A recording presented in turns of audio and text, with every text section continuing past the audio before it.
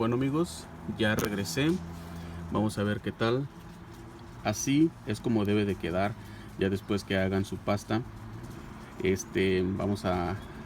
Después de que quede en bloque, lo que podemos hacer con un cuchillo, partirlo a la mitad y en pedacitos. Yo en realidad iba a hacer unos botes más pequeños, pero me encontré estos. Entonces no les voy a mentir, pero tardó más de una hora, como 1 hora y 20, en que se pusiera todo duro. Entonces lo que pueden hacer, partirlo en pedacitos, y solamente un pedacito, un cachito, es lo que pueden empezar a poner en su carbón o en su fogata con su leña, y van a ver, usualmente un cachito dura hasta unos 15 o 20 minutos prendido, dura bastante. Lo que pueden hacer para sacarlo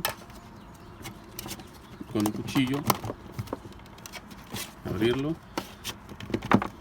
A veces empiezan a escuchar el crack crack.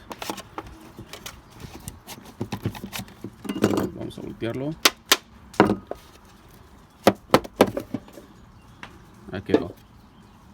Este es otro pedazo. Acuérdense que tenía 3. La otra la tengo aquí en la cubeta. Vamos a sacarla. Entonces esta es nuestra pasta para iniciar nuestro fuego. Ya ha quedado. Lo que podemos hacer es utilizar un cuchillo viejo y partirla en cachitos. Ahorita no la voy a partir porque se ve que está fresca. La voy a partir y pues ahora sí tenemos cómo iniciar nuestro fuego y podemos empezar nuestras comidas. Yo acampo varias veces al año y cocino mucho en el verano.